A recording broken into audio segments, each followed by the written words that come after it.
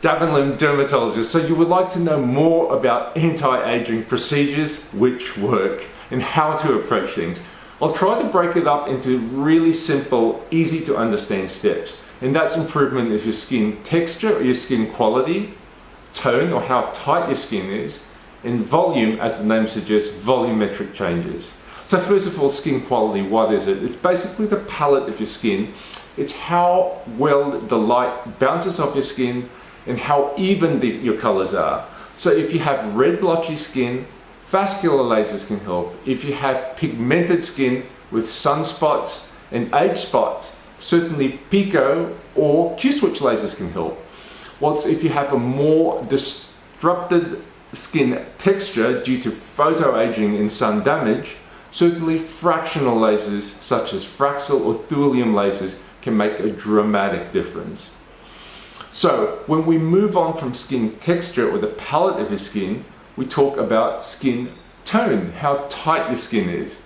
And as we age, we decrease collagen and we decrease the elastic recoil of skin. And certain procedures, including high intensity focused ultrasound and radio frequency devices, can help. If you have marked skin laxity, the only reliable option is that of surgery. However, in most patients, if you have good enough elastic recoil, most of the time we can help improve on that prior to the consideration of surgery. And last of all, we'll touch on volume.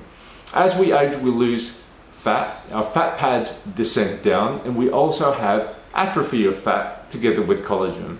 Now, in the context of volume changes, there's only 3 ways we can do that. First of all is with replacement using fillers, and the fillers can be HA fillers or they can be collagen stimulating fillers. Some patients might want to opt for fat transfer. Now, fat transfer is great providing you hold on to the fat. So we always say the most predictable aspect of fat transfer is the unpredictability of the procedure. Some patients hang on to 80% of fat, while others may only hang on to 40%. Now, the last thing we'll talk about is with stimulation of collagen.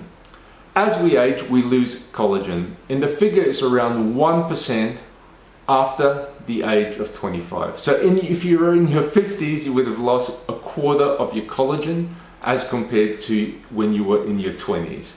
Now, in the context of things, collagen loss can certainly be replaced using fillers, but also with chemical peels and lasers.